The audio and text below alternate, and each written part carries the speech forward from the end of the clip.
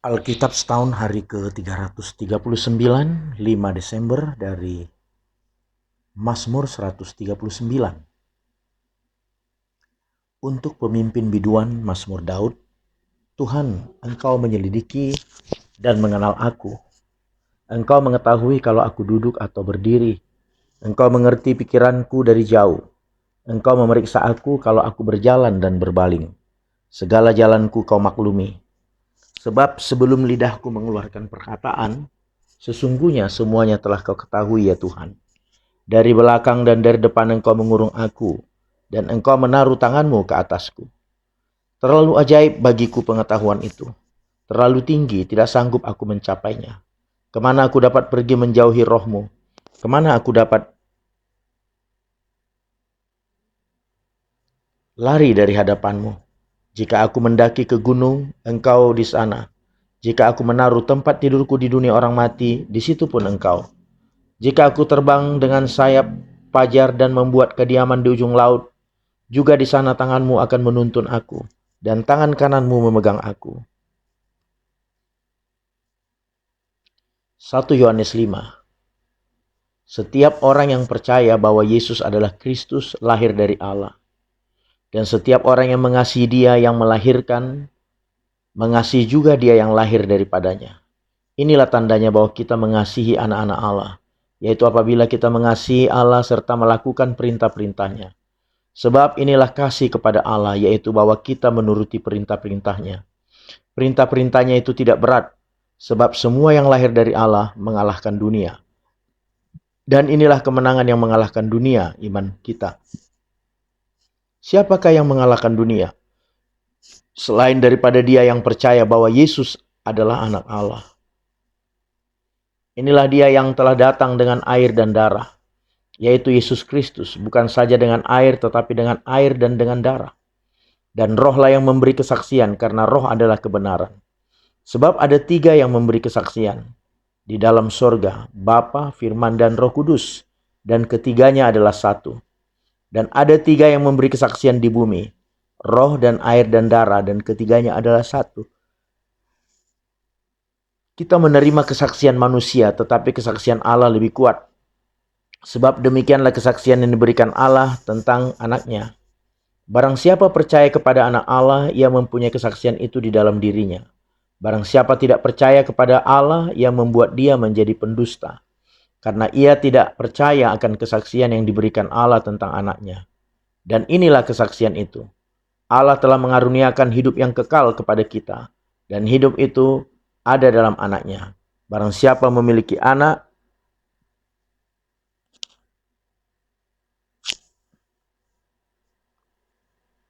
ia memiliki hidup. Barang siapa tidak memiliki anak, ia tidak memiliki hidup. Semuanya itu kutuliskan kepada kamu supaya kamu yang percaya kepada nama anak Allah tahu bahwa kamu memiliki hidup yang kekal. Dan inilah keberanian percaya kita kepadanya, yaitu bahwa ia mengabulkan doa kita jikalau kita meminta sesuatu kepadanya menurut kehendaknya. Dan jikalau kita tahu bahwa ia mengabulkan apa saja yang kita minta, maka kita juga tahu bahwa kita telah memperoleh segala sesuatu yang telah kita minta kepadanya. Kalau ada seorang melihat saudaranya berbuat dosa, yaitu dosa yang tidak mendatangkan maut, hendaklah ia berdoa kepada Allah dan dia akan memberikan hidup kepadanya, yaitu mereka yang berbuat dosa yang tidak mendatangkan maut. Ada dosa yang mendatangkan maut, tentang itu tidak kukatakan bahwa ia harus berdoa. Semua kejahatan adalah dosa, tetapi ada dosa yang tidak mendatangkan maut. Kita tahu bahwa setiap orang yang lahir dari Allah tidak berbuat dosa, tetapi dia yang lahir dari Allah melindunginya, dan si jahat tidak dapat menjamahnya. Kita tahu bahwa kita berasal dari Allah dan seluruh dunia berada di bawah kuasa si jahat. Akan tetapi kita tahu bahwa anak Allah telah datang dan telah mengaruniakan pengertian kepada kita, supaya kita mengenal yang benar, dan kita ada di dalam yang benar. Di dalam anaknya Yesus Kristus, dia adalah Allah yang benar dan hidup yang kekal. Anak-anakku, waspadalah terhadap segala berhala.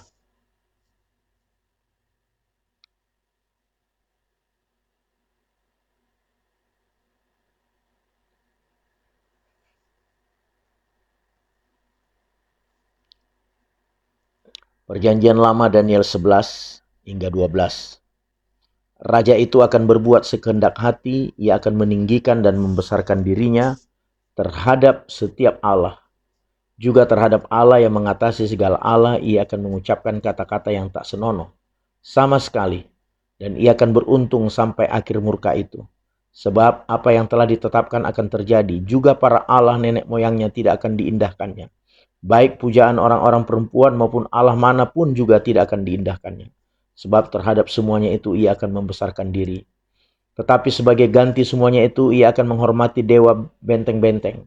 Dewa yang tidak dikenal oleh nenek moyangnya akan dihormatinya dengan membawa emas dan perak dan permata dan barang-barang yang berharga. Dan ia akan bertindak terhadap benteng-benteng yang diperkuat dengan pertolongan dewa asing itu. Siapa yang mengakui dewa ini akan dilimpahi kehormatan. Ia akan membuat mereka menjadi berkuasa atas banyak orang dan kepada mereka akan dibagikannya tanah sebagai upah. Tetapi pada akhir zaman Raja Negeri Selatan akan berperang dengan dia. Dan Raja Negeri Utara itu akan menyerbunya dengan kereta dan orang-orang berkuda dan dengan banyak kapal. Dan ia akan memasuki negeri-negeri dan menggenangi dan meliputi semuanya seperti air bah. Juga tanah permai akan dimasukinya dan banyak orang akan jatuh. Tetapi dari tangannya akan terluput tanah Edom, tanah Moab dan bagian yang penting dari Bani Amon. Ia akan menjangkau negeri-negeri dan negeri Mesir tidak akan terluput. Ia akan menguasai harta benda emas dan orang Libya serta orang Ethiopia akan mengikuti dia. Tetapi kabar-kabar dari sebelah timur dan dari sebelah utara akan mengejutkan hatinya. Sehingga ia akan keluar dengan kegeraman yang besar untuk memusnahkan dan membinasakan banyak orang. Ia akan mendirikan kemah kebesarannya di antara laut dan gunung permai yang kudus itu. Tetapi kemudian ia akan menemui ajalnya dan tidak ada seorang pun yang menolongnya. Pada waktu itu juga akan muncul Mikael, pemimpin besar itu, yang akan mendampingi anak-anak bangsamu. Dan akan ada suatu waktu kesesakan yang besar, seperti yang belum pernah terjadi sejak ada bangsa-bangsa, sampai pada waktu itu. Tetapi pada waktu itu bangsamu akan terluput, yakni barang siapa yang didapati namanya tertulis dalam kitab itu. Dan banyak dari antara orang-orang yang telah tidur di dalam debu tanah akan bangun, sebagian untuk mendapat hidup yang kekal, sebagian untuk mengalami kehinaan dan kengerian yang kekal. Dan orang-orang bijaksana akan bercahaya seperti cahaya cakrawala dan telah menuntun banyak orang kepada kebenaran seperti bintang-bintang tetap untuk selama-lamanya. Tetapi engkau Daniel sembunyikanlah segala firman itu dan meteraikanlah kitab itu sampai pada akhir zaman. Banyak orang akan menyelidikinya dan pengetahuan akan bertambah. Kemudian aku Daniel melihat, maka tampaklah berdiri dua orang lain. Seorang di tepi sungai sebelah sini dan yang lain di tepi sungai yang sebelah sana. Dan yang seorang bertanya kepada yang berpakaian kain lenan yang ada di sebelah atas sungai itu, bilakah hal-hal yang ajaib ini akan berakhir? Lalu kudengar orang yang berpakaian kain lenan yang ada di sebelah atas air sungai itu bersumpah demi dia yang hidup kekal, sambil mengangkat tangan kanan dan tangan kirinya ke langit. 1 masa dan 2 masa dan setengah masa, dan setelah berakhir kuasa perusak bangsa yang kudus itu, maka segala hal ini akan digenapi. Adapun aku memang kudengar hal itu, tetapi tidak memahaminya. Lalu kutanya, Tuanku, apakah akhir segala hal ini? Tetapi ia menjawab, pergilah, Daniel, sebab firman ini akan tinggal tersembunyi dan termeterai sampai akhir zaman. Banyak orang akan disucikan dan dimurnikan dan diuji, tetapi orang-orang fasik akan berlaku fasik. Tidak seorang pun dari orang fasik itu akan memahaminya, tetapi orang-orang bijaksana akan memahaminya.